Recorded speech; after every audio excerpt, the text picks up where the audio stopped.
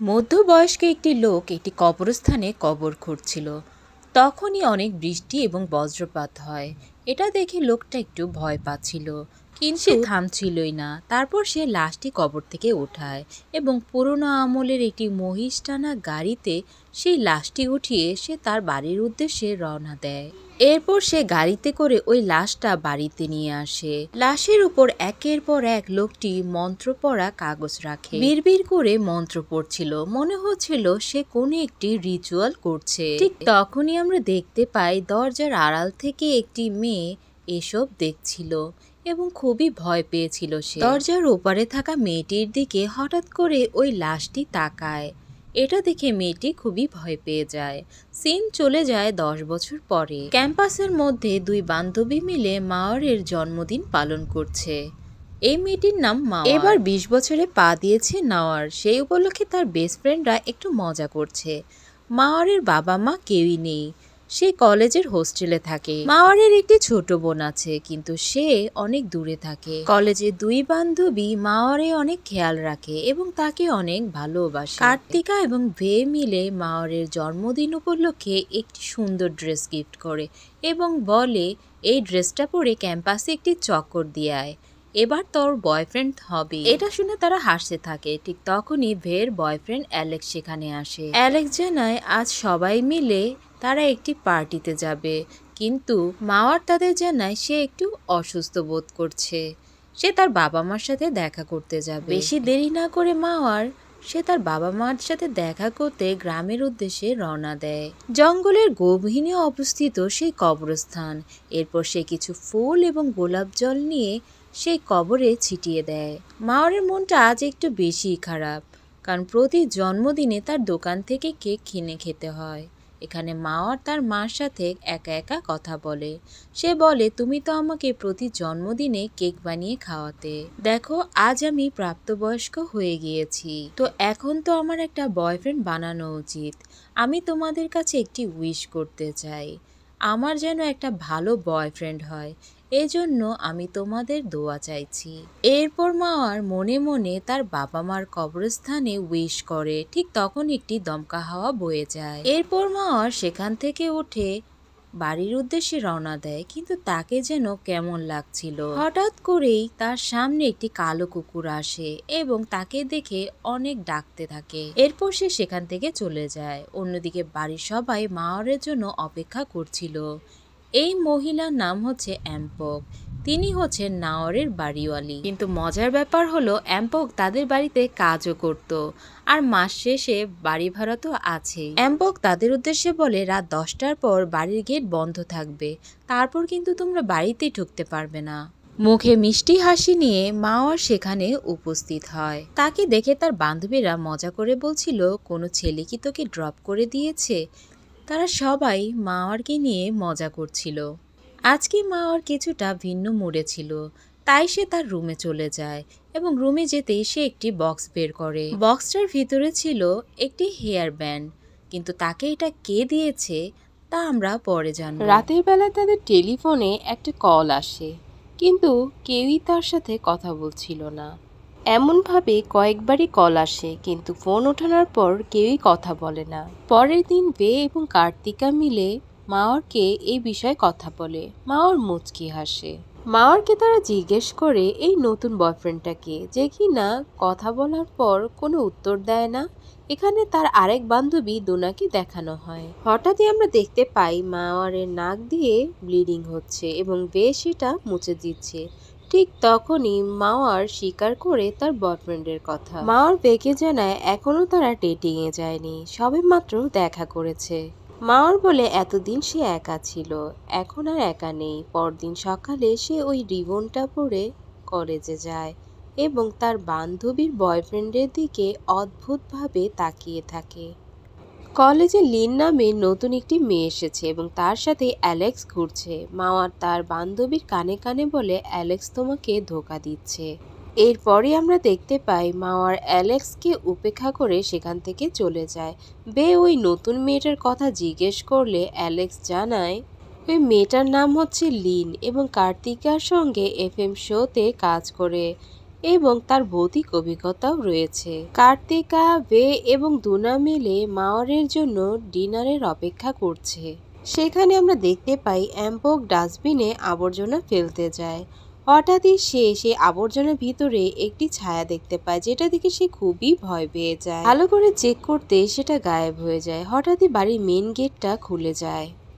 অ্যাম্পক মাওয়ারকে খাবার খেতে ডাক দিলে সেখানে দেখা যায় এক অদ্ভুত ঘটনা। এদিকে আমরা দেখতে পাই মাওয়ার গরম সেই চায়ের কেটলিটা নিজের হাত দিয়েই ধরেছে। অ্যাম্পক বলে, এই চা এখন কার জন্য? তখন মাওয়ার বলে, আমার গেস্ট আসবে। পরদিন সকালে অ্যাম্পক অনেক চেঁচামেচি করে, কারণ বাড়িতে অনেক কাদার ছাপ ছিল। অ্যালেক্স প্রতিদিনের মতো তাদের সবাইকে কলেজে যাওয়ার জন্য ডাক দিয়ে উঠায়। অ্যালেক্স যখনই মাওয়ারকে ডাক দিতে যায়, মাওয়ার দরজা খোলে না। তাই সে রুমে উকি দিতে এক অদ্ভুত ঘটনা দেখতে পায়। সে দেখতে পায় কিছু একটা তার সামনে দিয়ে চলে গেল। এত দ্রুত গেল সে দেখতেই পেল না ঠিক মতো। হঠাৎই সে একটা ভয়ানক দৃশ্য দেখতে পায় এবং এটা দেখে সে খুবই ভয় পেয়ে যায়। ঠিক তখনই সেখানে ভে আসে। অ্যালেক্স ভেকে কিছুই বলে না। এরপর আমরা দেখতে পাই কার্তিকা তার স্টুডিওতে এফএম শো এর হোস্ট করছিল। এখানে একজনকে রিকোয়েস্ট করা হয় যে আপনার পছন্দের গান কি সেটা আমরা প্লে করব। তখনই একজন কল করে।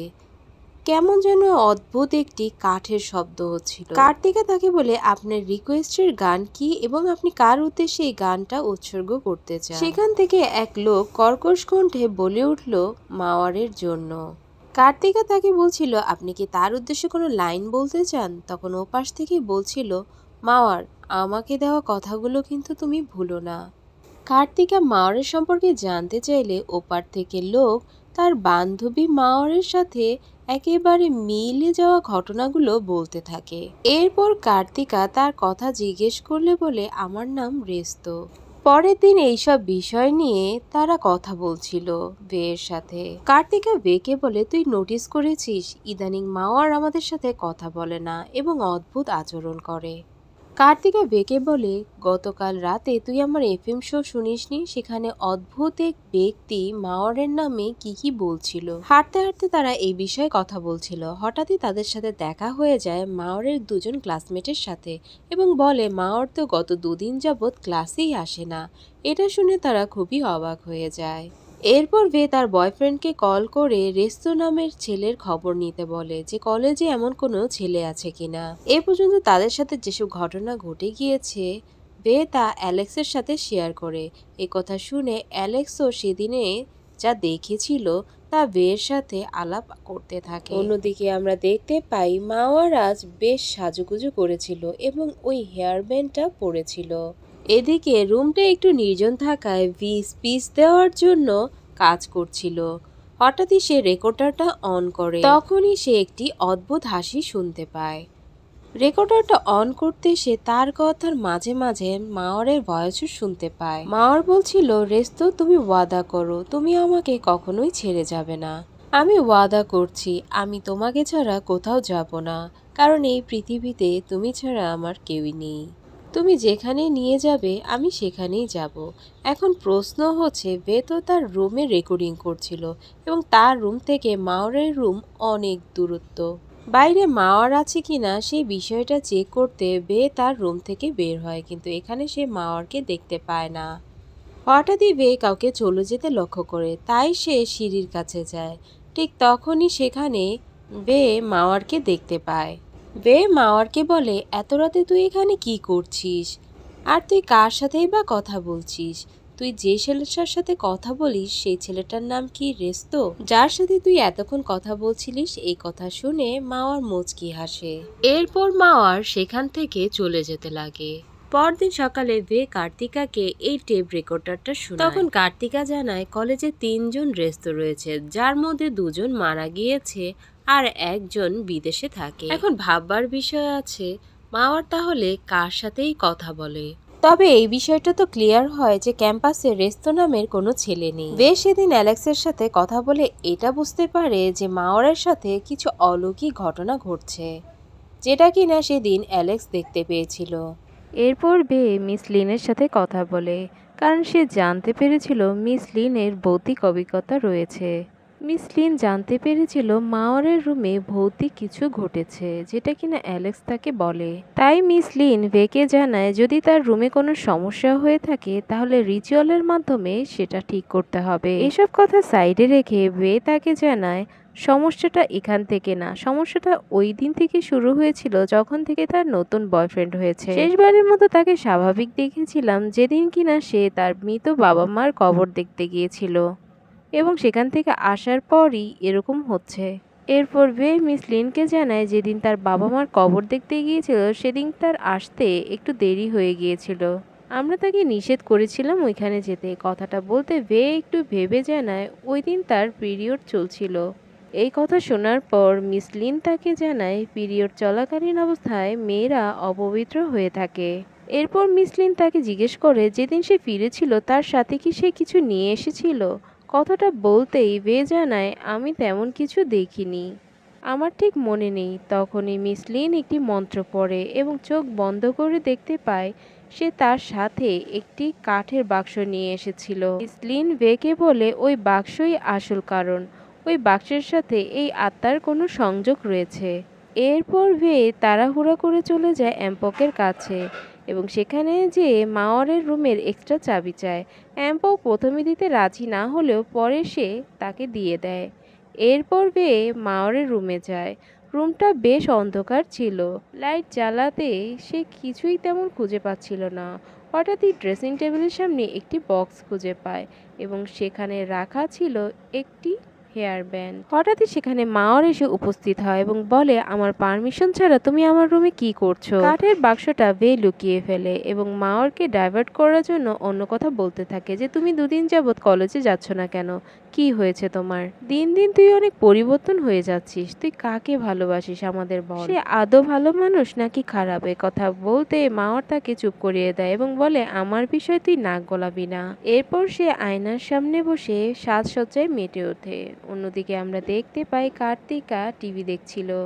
হঠাৎই সে টিভিতে শুনতে পায় বিশ্ববিখ্যাত র্যাপার খুবই অসুস্থ এবং তার নাম হচ্ছে টুপাক। এটা শুনে কার্তিকা খুবই কষ্ট পায়, কারণ সে টুপাকের অনেক বড় ভক্ত ছিল। ওই দিন রাতে যখন মাওয়ার সাজছিল হঠাৎই ওই বক্সের মধ্যে সে ওই হেয়ার ব্যান্ডটা খুঁজে পায় না। এটা দেখে মাওয়ার খুবই রাগ হয়। অন্যদিকে আমরা দেখতে পাই কার্তিকা তার রুমে একাই ছিল। হঠাৎই তার দরজাটা কেউ জোরে খোলার চেষ্টা করছিল।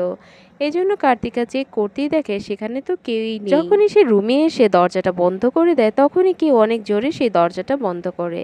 এরপর সে যখন তার ফেসটা ওয়াশ করছিল তখনই সে দেখতে পায় তার মুখে অনেক কাদা লেগে আছে। যতই চেষ্টা করছে ওই কাদা যাচ্ছে না। হঠাৎই আবার সবকিছু স্বাভাবিক হয়ে যায়। এদিকে বে যখন শুয়েছিল কোনো একটা কাপড় তাকে চেপে ধরেছিল এবং কাদামাটি লেগেছিল। এটা দেখে সে খুবই ভয় পেয়ে যায় এবং ভয় পেয়ে সে কার্তিকার রুমে চলে আসে। বের রাতে ওই ফিরতাটা ছিল এবং সে দেখতে পায় কোনো একটা এন্টিটি তার পেছনে দৌড়াচ্ছে। এটা দেখে সে খুবই ভয় পেয়ে যায় এবং দৌড় দিয়ে যায় কার্তিকার সাথে ধাক্কা খায়। এরপর বে এবং কার্তিকা খুবই ভয় পেয়েছিল এই ঘটনার কারণে। পরদিন সকালে তারা ওই ফিতাটা নিয়ে আসে মিস লিনের কাছে। পানির মধ্যে অনেক ধরনের ফুল এবং পবিত্র জিনিস রয়েছে। যখনই ওই ফিতাটা পানির মধ্যে চোপানো হয় আশ্চর্যের বিষয় হলো পানিতে ডুবলো ফিতা আর বেরিয়ে এলো একটি ময়লা কাফনের কাপড়। মিস লিন তাদের বলে আমি একেবারে শিওর কোনো এক প্রেতাত্মা তোমার বান্ধবীর উপর ভর করেছে। মিস লিন তাদের জিজ্ঞেস করে তোমরা কি তাকে দেখতে চাও? উত্তরে তারা দুজন জানায় হ্যাঁ।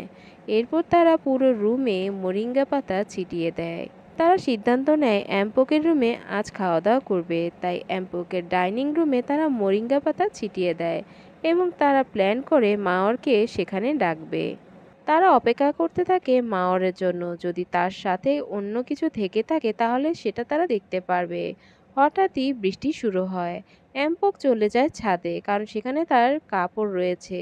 শুকনো কাপড়গুলো ভিজে যাতে না যায় তাই সে তাড়াহুড়ো করে সেগুলো নিতে যায়। হঠাৎই অ্যাম্পক দেখতে পায় সেই পর্দার আড়ালে একটি আত্মা। অ্যাম্পক সেখানে অনেক ভয় পেয়ে যায় এবং চিৎকার দেয়। তার চিৎকার শুনে সবাই ছাদে যায়। অ্যাম্পককে কোনোভাবে শান্ত করে তারা সবাই মিলে তাকে নিয়ে আসে তাদের কিচেন রুমে। মাওয়ার সেখানে উপস্থিত ছিল। এখানে বে তার উপর চিৎকার চেঁচামেচি করে এবং বলে তোর কোনো সমস্যা হলে আমাদের বল, আমরা সেটা সমাধান করব। তুই আমাদের বন্ধু, আমরা তোর কোনোদিন ক্ষতি চাই না। তুই একবার বল ওই ছেলেটা তোর সাথে কি করেছে, বাকিটা আমাদের ওপর ছেড়ে দে। এই কথা শুনে মাওর খুব রেগে যায়, কারণ রেস্তোর নামে তারা অনেক বাজে বাজে কথা বলছে। এরপর মাওয়ার রেগে বের সামনে আসে এবং বলে তোর একটা বয়ফ্রেন্ড আছে যে কিনা তোর সাথে চিটিং করছে, আর তোকে চিট করে সে অন্য মেয়ের সাথে ডেট করছে। এরপর কার্তিকাকে বলে তোর একজন আইডল আছে যে কিনা নিজেই মৃত্যুর সাথে পাঞ্জা লড়ছে, অলরেডি সে মারাও গিয়েছে, আর তোর স্বভাব হচ্ছে মানুষের কাজের মধ্যে যেয়ে নাক গলাস। কিন্তু আমার রেস্তো রয়েছে যে কিনা আমাকে অনেক ভালোবাসে। তারপর মাওয়ার বলে তোরা রেস্তোকে দেখতে চাস তাই তো। এরপর মাওয়ার রেস্তোর জন্য অপেক্ষা করছে এবং বলে সে আসবেই। এই কথাটা বলতেই ইলেকট্রিসিটি চলে যায়। হঠাৎ তারা মাওয়ারকে কোথাও খুঁজে পায় না। এরপর সবাই আলাদা হয়ে মাওয়ারকে খুঁজতে থাকে। বে লাইট জ্বালিয়ে মাওয়ারকে খুঁজছিল।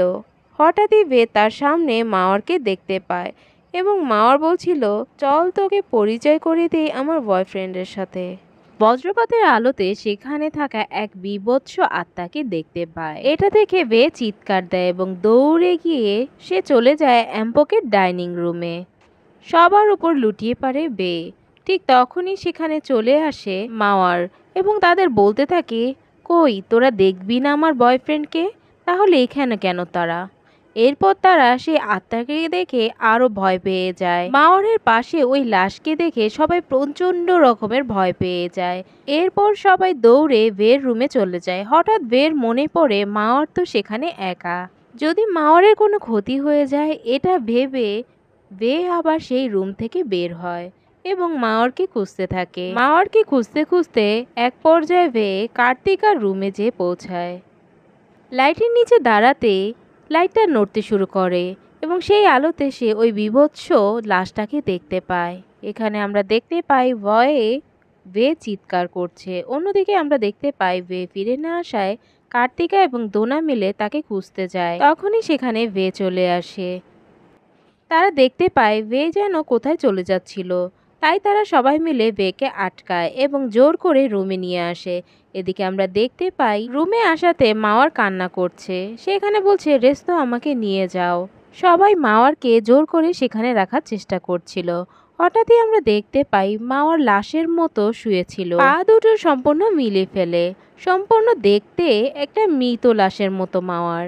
এরপর সে শূন্যে ভাসতে শুরু করে। বে এবং কার্তিকা অ্যাম্পক এবং দোনাকে বাড়িতে রেখে যায় এবং সেখানে মিলাতি নাম্বারটা দিয়ে যায়।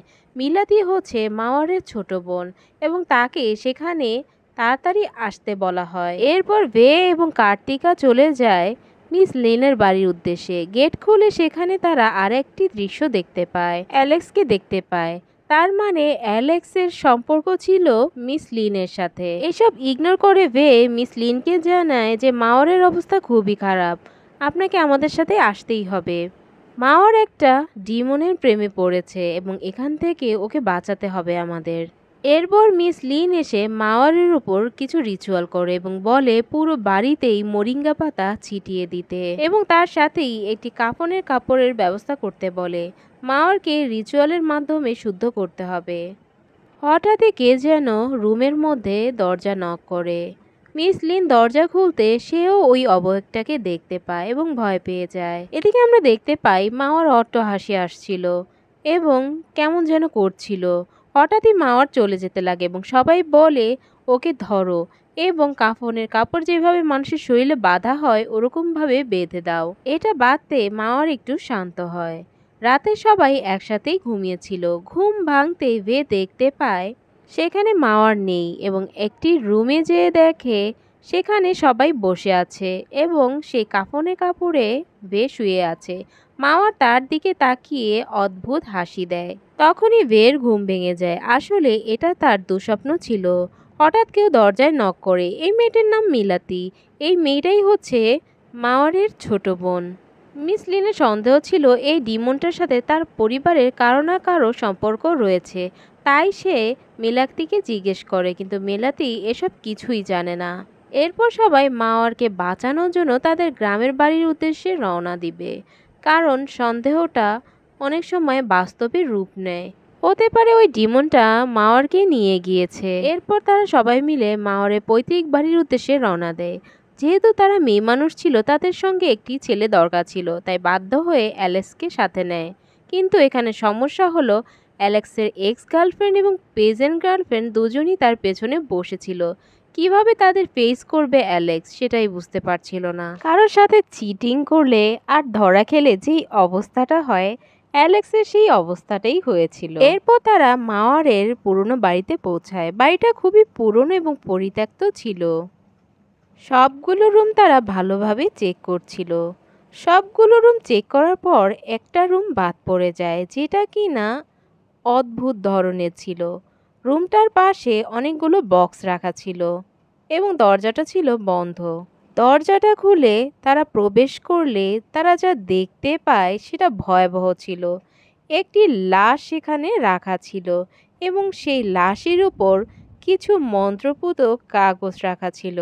মনে হচ্ছিল কেউ ওই লাশটার সাথে কোনো রিচুয়াল করেছে। এত পুরনো লাশটা যে কিছুই বোঝা যাচ্ছিল না। তবে তাদের আর বোঝার বাকি ছিল না যে এই কালো জাদুটা কে করেছে। এই লাশটার সাথে কালো জাদু করেছিল মাওয়ারের বাবা। মাওয়ারের বাবা অনেক অর্থ সম্পদের মালিক হওয়ার জন্য ওই লাশটার সাথে একটি ডিল করে। আর ডিল করার সাথে সাথে মাওয়ারের বাবা অনেক অর্থ সম্পদের মালিক হয়। এই ডিলটা করার সাথে সাথে ওই লাশে থাকা আত্মাটা এই পরিবারের প্রত্যেকটি সদস্যের সাথে 1000 বছর পর্যন্ত বেঁচে থাকতে পারবে। ফ্ল্যাশব্যাকে আমরা দেখতে পাই মাওয়ার অপবিত্র অবস্থায় তার বাবা মার কবরস্থানে যেয়ে উইশ করে সে যেন একটা ভালো বয়ফ্রেন্ড পায়। আসলে ওই কবরটা তার বাবা মার ছিল না, বরং রেস্তোর ছিল। তবে ভয়ঙ্কর বিষয় হলো সেখানে ঘটে এক অলৌকিক ঘটনা। সবাই লাশের মতো নিচে শুয়ে পড়ে, কারণ সবাই রেস্তোর বসে চলে এসেছিল। লিন এখানে বেঁকে বলছিল তাড়াতাড়ি পকেট থেকে ওই ফিতাটা বের করে ওই লাশের মাথায় বেঁধে দিতে, এতে করে লাশের শক্তি কমে যাবে। সেখানে থাকা সবাই রেস্তোর বসে চলে আসে। তাদের আসতে দেরি হচ্ছিল দেখে সেখানে অ্যালেক্স চলে আসে এবং ওই ফিতাটা ওই লাশের মাথায় বেঁধে দেয়। ওই ফিতাটা লাশের মাথায় বেঁধে দেওয়ার পর সেখানে পরিস্থিতি একটু নর্মাল হয়। সব ঘটনা বুঝতে পেরে তারা ইমিডিয়েটলি সেই লাশটা নিয়ে কবরস্থানের উদ্দেশ্যে রাতেই রওনা দেয়। এরপর অ্যালেক্স ওই লাশটাকে টেনে জঙ্গলের দিকে নিয়ে যাচ্ছিল। হাঁটতে হাঁটতে তারা দুজন দেখতে পায় তাদের পেছনে আর কেউই নেই। হঠাৎই তারা দুজন তাদের সামনে মাওয়ারকে দেখতে পায়। মাওয়ার জঙ্গলের দিকে দৌড়াচ্ছে। এদিকে লিন এবং কার্তিকাও আলাদা হয়ে গিয়েছে, তারা খুব ভয় পাচ্ছিল। এদিকে আমরা দেখতে পাই অ্যালেক্স সবাইকে ডাকছিল, কারণ সবাই তার থেকে বিচ্ছিন্ন হয়ে গিয়েছিল। কিন্তু অ্যালেক্স সেখানে কাউকেই দেখতে পায় না। মেনাতে এবং লিন মিলে যখন ওই কবরটা খুঁজতে যায়, তারা ওখানে দেখতে পায় সবার কবরে একই নাম। এটা দেখে তারা খুব চিন্তিত হয়ে পড়ে। অন্যদিকে মিস লিন এবং কার্তিকাকে আমরা দেখতে পাই। রেস্তোর আত্মা প্রত্যেকটা কবর থেকে উঠে তাদের দিকেই তাকিয়ে আছে। মিস লিন কার্তিকাকে বলছিল বামে না তাকাতে। হঠাৎ করে তারা একটা জিনদের কাফেলা দেখতে পায়, যারা কিনা যাচ্ছিল তাদেরই সম্প্রদায়ের একজনকে দাফন করার উদ্দেশ্যে। এরপর তারা ওই কাফেলাদের অনুসরণ করে। এক পর্যায়ে তারা গিয়ে সবার সাথে মিলিত হয়। এরপরই তারা ওই কবরটা খুঁজে পায়, যেটা কিনা রেস্তোর অরিজিনাল কবর ছিল। সেখানেই তারা মাওয়ারকে খুঁজে পায়। সবাই তাড়াহুড়া করে ওই কবরটা খুঁড়ছিল, কারণ রেস্তোর বডিটা ওখানে দাফন করতে হবে। মেলাতি যখন দেখছিল তার বোনের জ্ঞান ফিরছে না, এমনকি শ্বাসও নিচ্ছিল না, তখন মেলাতি চিন্তা করে মুখ দিয়ে সে বোনকে হাওয়া দিতে থাকে। তখনই মাওয়ার তার বোনের মুখে কামড় দিয়ে দেয় এবং বীভৎস এক হাসি দেয়, যেটা দেখে তার বোন খুবই ভয় পেয়ে যায় এবং দূরে সরে যায়। মাওয়ার চিৎকার করে রেস্তোকে ডাকতে থাকে এবং বলে, রেস্তো তুমি কোথায়? আমাকে তুমি তোমার সাথে নিয়ে যাও, আমি এখানে থাকতে চাই না। সবাই যত দ্রুত সম্ভব ওই লাশটাকে মাটি দিতে শুরু করে। এদিকে মাওয়ার তাদের সাথে থাকতে চায় না, সে রেস্তোর সাথে চলে যেতে চায়। রেস্তোর লাশটিকে দাফন দেওয়ার সাথে সাথেই মাওয়ার কিছুটা শান্ত হয়ে যায় এবং কান্না করতে শুরু করে। প্রায় সকাল হয়ে আসছিল। তারা সবাই গাড়িতে করে বাড়ির উদ্দেশ্যে রওনা দেয়। এরপর আমরা দেখতে পাই ধীরে ধীরে মাওয়ার স্বাভাবিক হতে শুরু করে। সে তার বান্ধবীদের সাথে আগের মতো মেলামেশা শুরু করে। এদিকে অ্যালেক্স একুলও পেল না, ওকুলও পেল না। একদিন হঠাৎ করে তাদের 3 বান্ধবীর রুমে একটি চিঠি যেয়ে পৌঁছায়। রে দৌড়ে চলে যায় মাওয়ারের রুমে। অনেক চেষ্টার পর তারা দরজাটা খুলে এবং সেখানে যেয়ে দেখতে পায় মাওয়ারের লাশ ঝুলছে। এই চিঠিতে লেখা ছিল, তোমাদের মতো বন্ধু আমি কোনোদিনও পাবো না। আমি আমার বান্ধবীদের নিয়ে অনেক গর্ব করি, কারণ আমার বাবা মা আমাকে যতটা না যত্ন করেছে তার চেয়ে বেশি আমার বান্ধবীরা আমাকে যত্ন করেছে। আমি জানি রেস্তো তোদের চোখে অনেক খারাপ, কিন্তু সে আমার চোখে একজন মহামানব। আমি রেস্তোকে অনেক ভালোবাসি এবং তাকে ছাড়া আমি থাকতে পারবো না। আর এখানেই শেষ হয়ে যায় আজকের এই মুভিটি। বাস্তবিক অর্থে এমন বন্ধু পাওয়া খুবই ভাগ্যের ব্যাপার। তো বন্ধুরা, কেমন লেগেছে আজকের এই মুভিটি আমাকে কমেন্টস করে জানাতে পারো। যদি তোমাদের এই মুভিটি ভালো লেগে থাকে এবং আমার এক্সপ্লেনেশন যদি তোমাদের পছন্দ হয়ে থাকে তাহলে কমেন্টস করে জানাতে পারো এবং তার সাথে আমার চ্যানেলটি সাবস্ক্রাইব করে দিও, যাতে করে নতুন মুভির আপডেট আসা মাত্র সবার আগে তুমি দেখতে পারো। তো দেখা হবে পরের মুভিতে নতুন কোনো মুভির এক্সপ্লেনেশনে। সবাই ভালো থেকো, সুস্থ থেকো। আল্লাহ হাফেজ।